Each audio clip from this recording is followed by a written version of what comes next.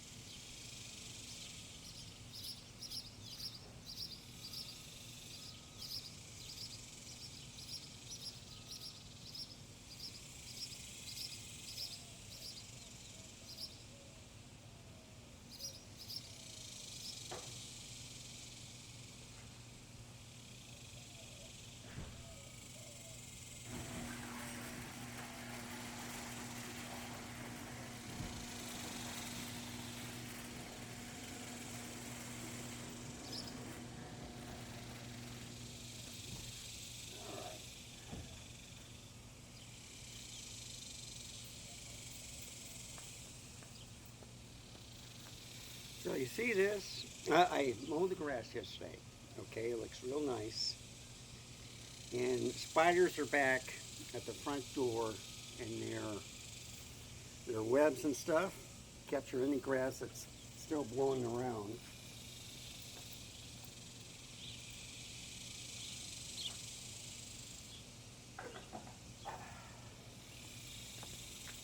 I forgot to get the batteries, so I just closed it from inside the garage, the door, and just going through the front. There's the little antenna for the TV. I want to watch that All-Star game, women's NBA All-Star game.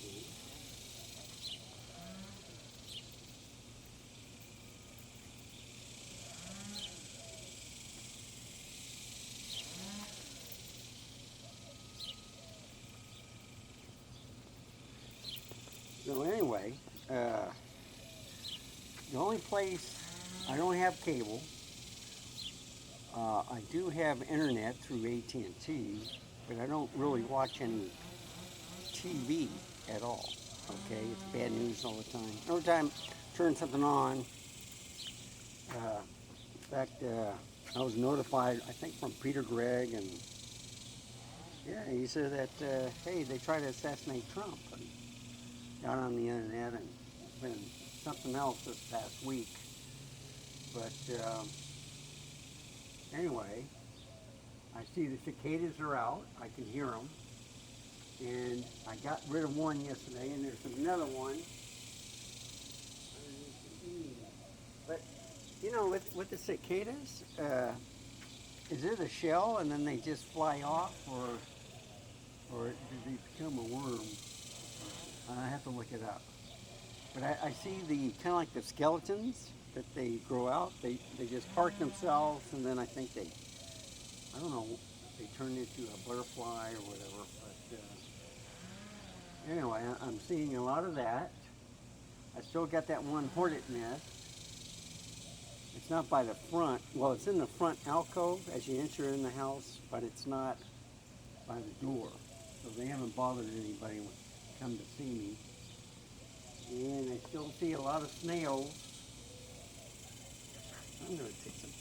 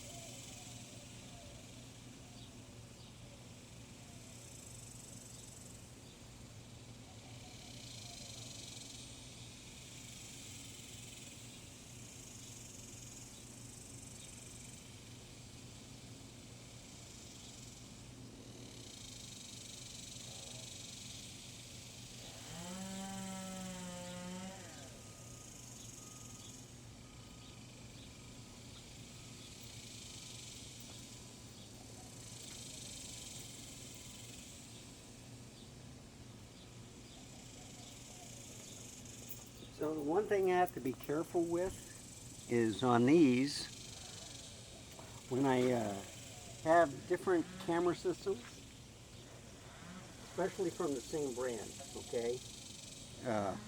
What I got to do is check the file numbers. And what I've been learning is if you put one as ZF as the filing system, then you know it's a ZF. And then it's like the ZF1 or the ZF2. Or on the Z6 III, you have the Z6 III. Now, that's when it writes the file. So instead of DSC, that's how I do it. So,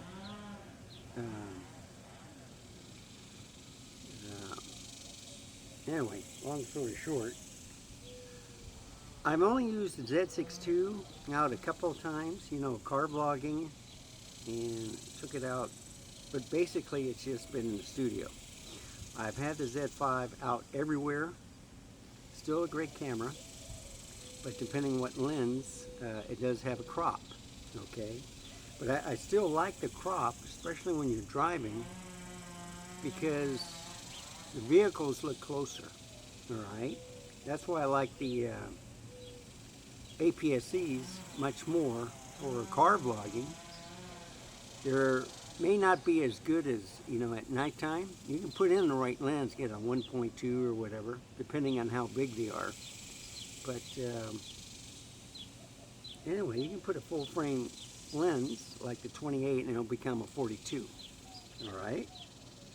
So I do have a lot of APS-C lenses, and I can bring it from the Sony to the Nikon, and I can use those too. But native glass always works for, you know, better, and sometimes the stabilization just works with that Nikon lens. But I've had some good experiences of interchanging the lenses. Apparently the Z6 III is supposed to have the same stabilization as the ZF. The only difference is it locks down when you turn it off. On the ZF, when you turn it off, you shake it around, it moves in there, okay? So the debate is, and you hear both sides, I like the stabilization in cameras, but to counteract that, if you don't want the sensor moving, you know, not locked down like it is on the Z6 III, you know, after you turn it off, is you can get another camera that doesn't have those features, and do it that way. just put your shutter count up higher, and that kind of compensates for the VR if you have none. Now you do have image stabilization. That usually adds a little more crop to it, and sometimes it works, sometimes it doesn't. So lately I've been turning all the VR off when car vlogging, driving around recording, and I've done it at 4K 60. So right now this is getting close to 11 minutes. It's in the sun a little bit, but you know how the sun's right at the edge of the house, and I haven't seen one bird fly. They might have been, dropping down. I haven't seen one bird land. So, let's see here. I'm just drinking my coffee.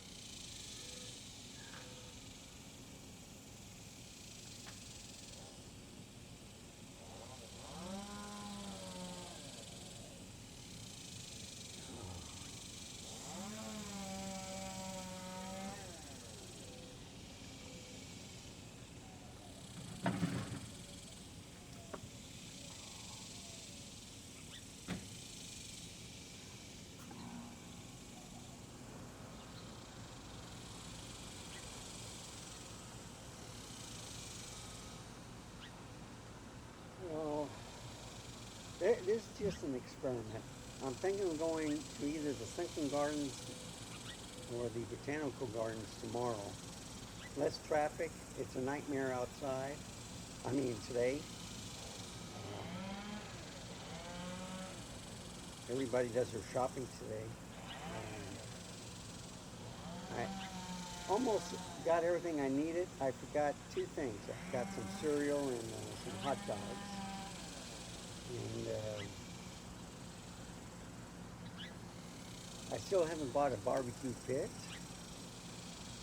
And I'm thinking, you know what? I can buy a small one. Just get one of the small gas operated ones.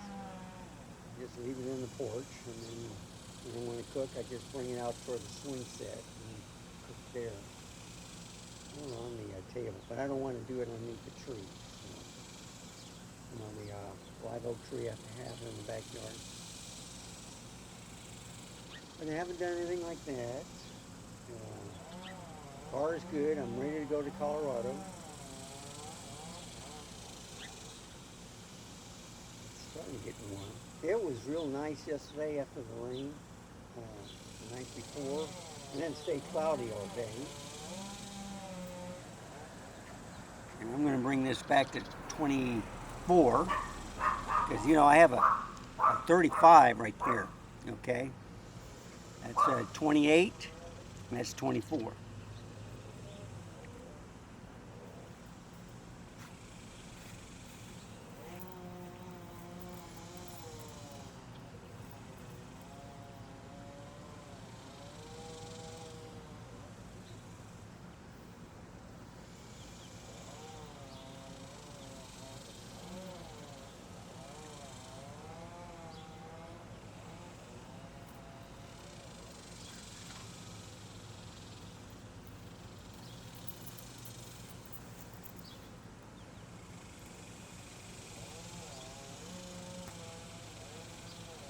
So I'm seeing a lot of copycats on YouTube. So for an example, Caitlin Clark, okay? You see a lot of bad mouthing and stuff, and there's a few, if I like that type of content from that creator that doesn't harp on the same subject all the time, but gives both points of view, I'll keep them. The other ones, I'm just, I think they're tagging along for clickbait, and I said, I'm not interested in that channel. So the funny thing is I get an idea, I post it, Um, I don't really, yet the only time I see a product, I'll watch the first video by Carmine. He's fantastic. I just love watching the guy. He has all those lights and stuff in the studio, and he's always getting these different lenses and cameras. But I'll go ahead and get the product and try it out. And then I take on the experience of learning what to do, what not to do. So it's kind of like a guy that gets something. He'll read the instructions if he needs to, but basically it's just hands-on. And I make a lot of mistakes, folks. I hate editing. I hate, that's why I like using Ecamm Live Pro, is you can add subtitles, you can add overlays, you can have multiple cameras, camera angles, you can bring it up closer, backward, you can do a lot of things. But I've been looking at, well, if I just get, different camera angles, learn either Final Cut Pro or DaVinci Resolve or Filmora or whatever, and you just interject the different video clips in the order you want, I should go that way. And then I just compress the file before sending it up. Well, folks, I got a M3 Max MacBook Pro, 14-inch. It has 36 gigs RAM. And I think I'm using, I don't know if they're H.264 or H.265, but they're using the processor on the computer. And I do notice that my processing and rendering is much quicker on the MacBook than it is on the M1 Mac Studio. And I got two of those. I got one 32 gigs and the other one 64 gigs, okay? I noticed that with YouTube, when I finish processing the file, it's already compressed and stuff, and I send it up as a movie file. It only takes about maybe 5 minutes after I write in all the information of that video to be processed in 4K 60. And depending on how big the file is. So I've had, 20-minute files which may last for half an hour, okay, at the rendering. But they're doing a great job in putting it in different formats. I think they put in 360, 720, 1080, 2.5K, 4K. I don't know if they put it in 6K or 8K. All right, it's depending on how it's processed. My software only goes to 4K 60.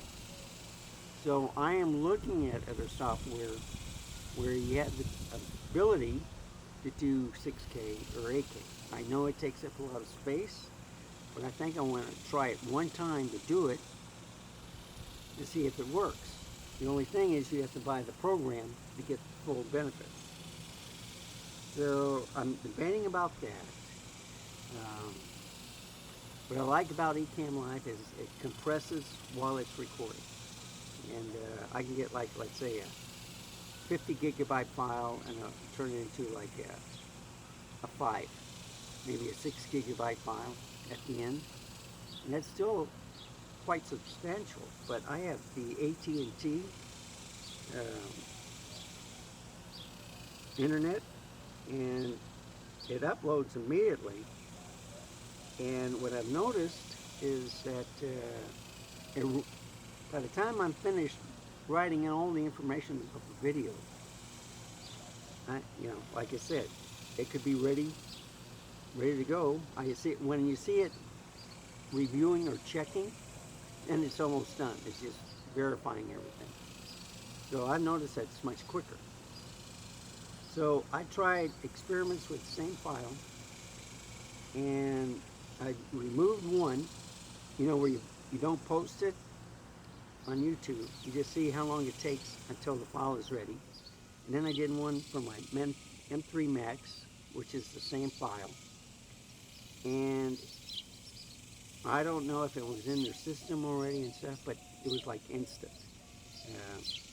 So I tried a different experiment from two different computers with two different video files, and they're roughly about the same.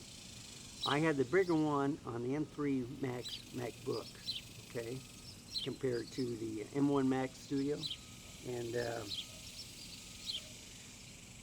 I uploaded at the same time, which I think did confuse them because, you know, I think most people just have one computer and they hope, you know, just do it from one computer.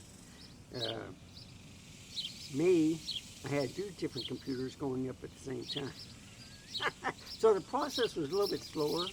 One is through a wire, the other one is over the Wi-Fi.